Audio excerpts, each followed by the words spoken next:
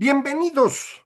Esto es Fuera de la Caja. Yo soy Macario Esquetino y le agradezco mucho que me acompañe en una emisión más de largo aliento. A lo mejor voy a, como el año pasado, suspender un poco estas emisiones porque estoy trabajando en unas nuevas ideas y primero las trabajo y ya luego se las platico.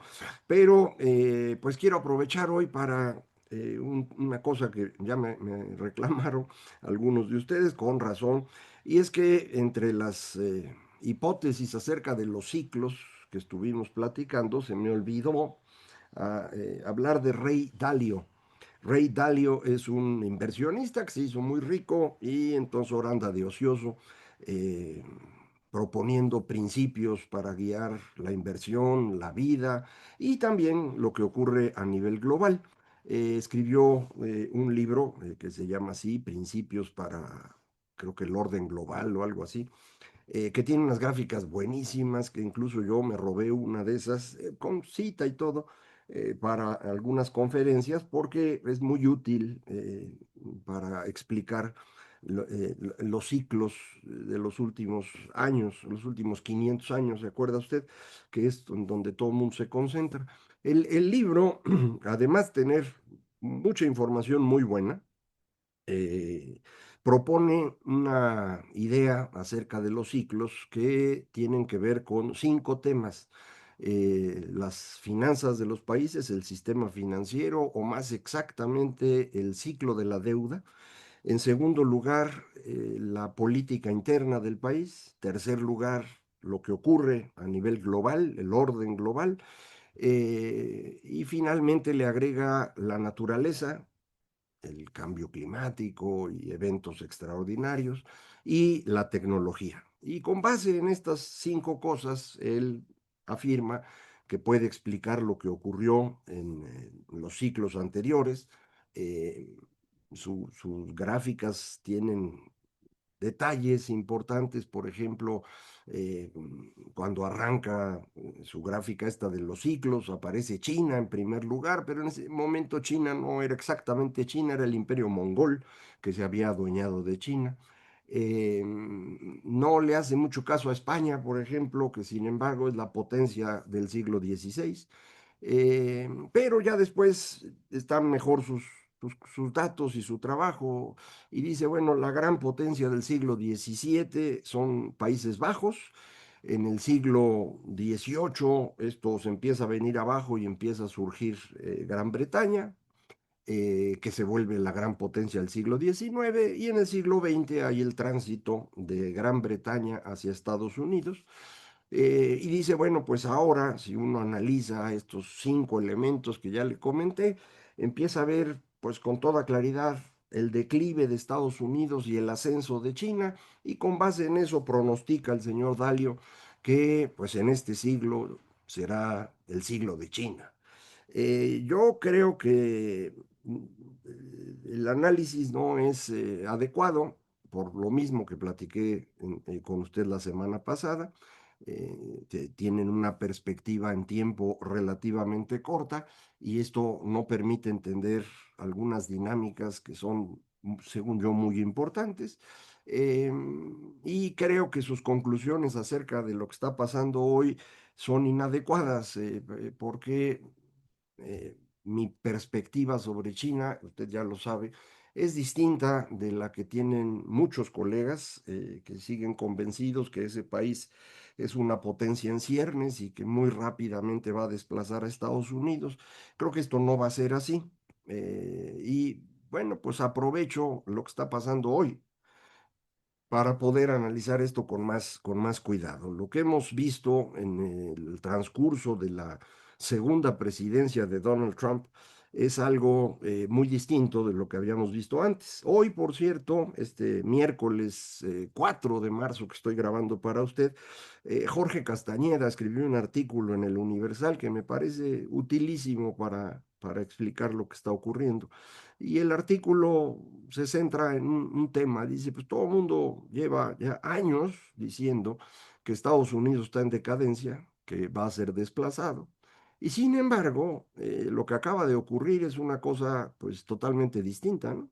Y él dice, lo que frenaba a Estados Unidos era un tema, vamos a hacerle caso a Dalio, de política interna. Desde los años 60, fines de los 60, lo que tenemos en Estados Unidos son eh, un incremento en el número de contrapesos para frenar la autoridad presidencial, para evitar que haga cosas extraordinarias y que puedan causar problemas. Entonces, se inventó en los años 70 esta ley de los poderes de guerra que limita al presidente, que le decía yo en mi coyuntura de este martes, no es claro si es constitucional o no. Entonces ha habido debate al respecto, pero todo el mundo le había hecho caso, todos los presidentes iban al Congreso y decían, oigan, miren, me voy a pelear con Afganistán, me voy a pelear con Irak. Y entonces, pues ahí le daban permiso, lo restringían, le autorizaban presupuesto. El señor Trump no ha hecho nada de esto, ¿no? De pronto dijo, yo voy a pepenar a Maduro y va sobre Maduro. Voy a poner un bloqueo a Cuba y le puso el bloqueo a Cuba. Voy a bombardear a Irán, julio del año pasado, y ahora otra vez no le hace caso a nadie. Y resulta, pues que nadie se le pone enfrente. Ya no digamos al interior de Estados Unidos, afuera tampoco. El señor Putin, ya lo comentamos, pues no trae nada ya, a duras penas sobrevive. Y la sorpresa para muchos ha sido como China se quedó, como dice el chiste mexicano, nomás milando este ataque de Estados Unidos a Irán que acaba con el señor Jamenei de inmediato. Debía haber sido pues respondido por China, que tenía en Jamenei a un gran aliado, ya lo comentamos, y sin embargo, pues no hubo reacción, no la ha habido todavía, hasta el momento que yo estoy grabando esto. No han sabido bien qué decir, porque pues lo que digan será usado en su contra. Así que el tema está complicado y creo que esto fortalece un poco lo que yo le decía. El análisis de Dalio es demasiado pro-chino, vamos a decirlo así. Por ejemplo, en el sistema financiero, pues no hay sistema financiero como el estadounidense. Usted puede tener cosas cercanas, por ejemplo, en Gran Bretaña, lo tuvo en Hong Kong, ahora lo hay en Singapur. Ya que se salió Reino Unido de la Unión Europea, han estado intentando entre Francia e Italia ver quién se queda con un centro financiero moderno, pero pues todavía no lo tienen. Y si algo tiene China es un sistema financiero que no sirve, no puede actuar para mover dinero a través del mundo, no es un lugar al que la gente quiera ir a meter su dinero. Los mismos chinos, cuando pueden, lo sacan de China porque pues, no les gusta cómo funcionan las cosas ahí. Si lo vemos en términos de deuda, que ha sido la gran preocupación en los países desarrollados, porque efectivamente ha crecido mucho, bueno, China tiene una deuda mucho mayor y eso es lo que sabemos, porque otra vez es un sistema financiero totalmente opaco. Sabemos que buena parte de esa deuda es de gobiernos locales, deuda impagable. eh, es una deuda de gobiernos locales que se utilizó para el desarrollo inmobiliario que se vino abajo en octubre de 2021. Aprovecho para corregir, creo que cometí un error el martes y dije 2001, es 2021 la quiebra de Evergrande, y a partir de ahí esto está atascado. Entonces, por el lado de las finanzas, pues China no está en condiciones de convertirse en potencia, nada cercano. En términos de política interna, efectivamente Estados Unidos está en un momento grave, ahí no tengo duda, eh, el más grave en mucho tiempo, que puede convertirse en un conflicto abierto alrededor de las elecciones intermedias, y esto sería bien grave. Pero China tampoco está en buenas condiciones. Recuerde usted que es un estado totalitario que se mantiene en el poder gracias al uso de sus militares, sus fuerzas armadas, también para controlar a su propio país. Cuenta con el respaldo de los chinos en general, esto lo sabemos porque así es como ha funcionado China en el transcurso de un par de miles de años, desde que el señor Qing instaló la primera, Qin, perdón, el señor Qin instaló la primera dinastía que duró él nada más, y luego la dinastía Han. Desde ahí tenemos estos sistemas autoritarios de un Estado muy, muy fuerte, en donde la gente se acomoda, sigue funcionando, y regreso con esto a lo que hemos platicado en largo aliento, siguen funcionando alrededor de clanes, ¿eh? Pero todos estos clanes se subordinan a un Estado muy poderoso para no tener bronca y tienen libertades alrededor de eso.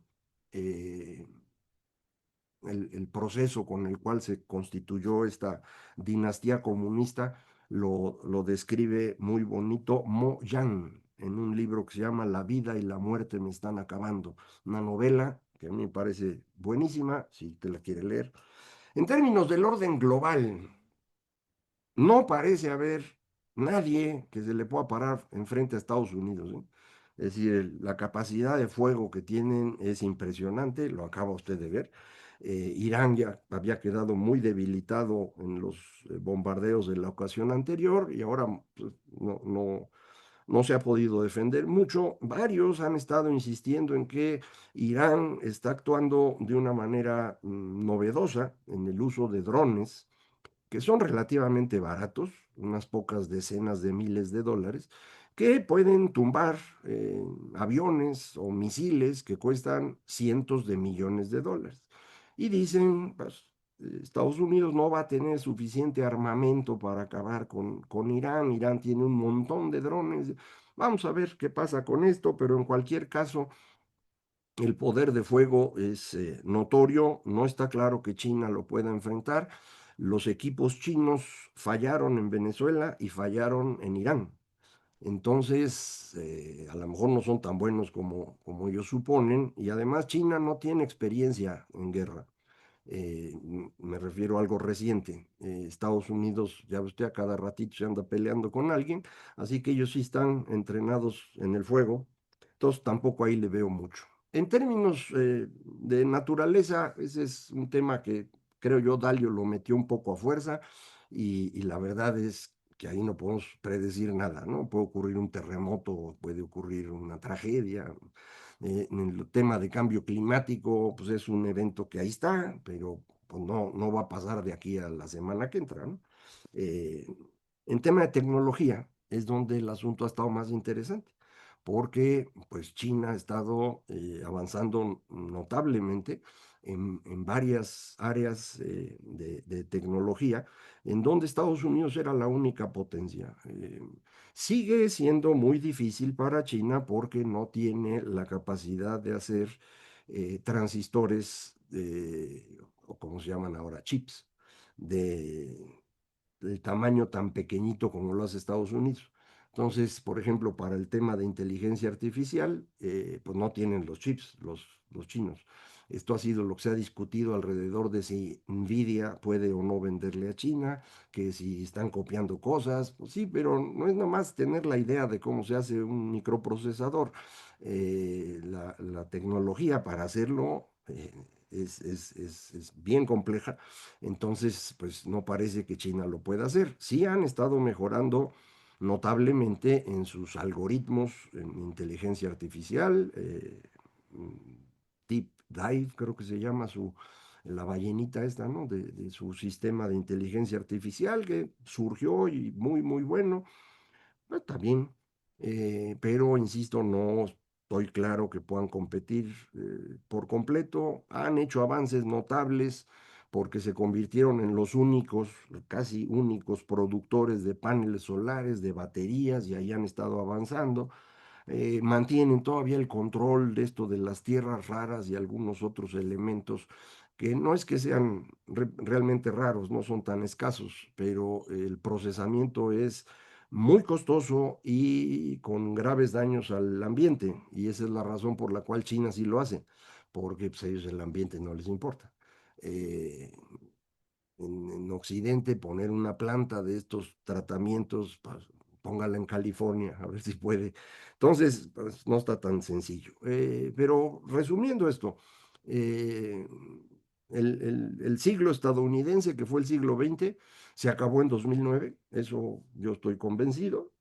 Sin embargo, este nuevo siglo, que todavía no arranca formalmente, está en el proceso de transición, no parece que pueda ser chino, ¿eh? No parece. En el transcurso de este siglo, China va a perder más de la mitad de su población. Eso es difícil que cambie porque convencer a la gente de tener hijos no es sencillo. Y luego los tiene que tener y luego tienen que crecer y esa parte pues requiere décadas. China ni siquiera ha podido empezar. También van a perder población los otros, sí, pero Estados Unidos es el país desarrollado que menos población pierde, de hecho todavía no pierde, sigue creciendo, en parte con la ayuda de nuestros compatriotas que van para allá y se reproducen como se debe, pero bueno, el tema es, no hay tanta gente disponible.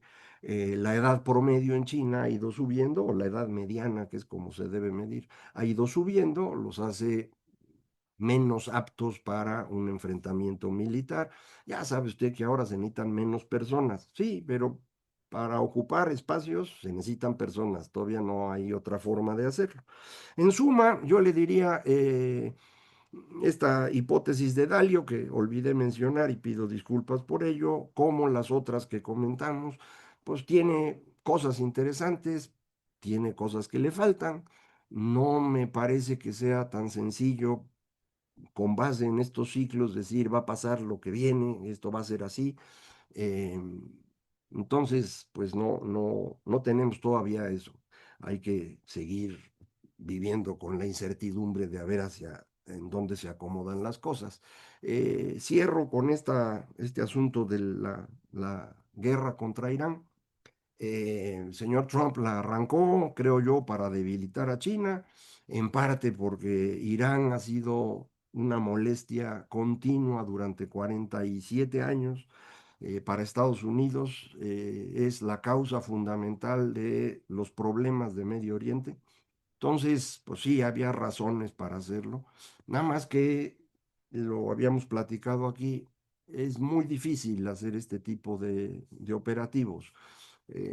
Si en Venezuela mismo, que estaba fácil, fueron, pepenaron a Maduro y tuvieron que dejar a los Rodríguez administrando el changarro y están avanzando de a poquito para ver si puede haber democracia o no y cómo se administra. Y en Cuba también, pues están buscando cuál podría ser la forma, pues en Irán está más difícil y es una región que se ha estado complicando por muchas razones. Ya sabe usted, también hay guerra entre Pakistán y Afganistán, que son los de junto. Los dos tienen frontera con Irán. Del otro lado, las fronteras de Irán son Siria, que todavía no tiene un gobierno totalmente estable, y Turquía, que es el sostén del gobierno semiestable de Siria. Y tanto Turquía como Irán están preocupados con los kurdos que ocupan una región en donde se juntan estos países. Estados Unidos anunciaba hoy que va a apoyar a los kurdos. Yo creo que Erdogan se va a enojar. Eh, Hoy también la noticia de un misil sí, perdón, que habría salido de Irán rumbo a Turquía. Entonces, está complejo. Creo que se arrancó un proceso que no va a estar nada fácil de administrar. El riesgo de que haya una guerra regional que pueda ampliarse es elevado. Y como detallito adicional al que nadie le ha hecho caso, en Europa, Francia y Alemania firmaron un acuerdo para que Francia pueda apoyar a Alemania en la instalación de armas nucleares. ¿Se acuerda usted que Alemania, desde el año pasado, cuando vio cómo estaba Trump y cómo estaba lo de Ucrania, decidieron que quieren un ejército de verdad? Bueno, pues ahí van. Y ya sabe usted, Alemania con ejército, pues es algo que hay que estar considerando. Y pues en esa dirección vamos, así que va a ser un año sumamente interesante. Eh, no le garantizo que vayamos a tener largo aliento todo el tiempo, a lo mejor lo tengo que detener, le decía, porque estoy trabajando un nuevo proyecto. eh, un elemento más de incertidumbre en nuestra vida. Muchísimas gracias. Esto fue Fuera de la Caja.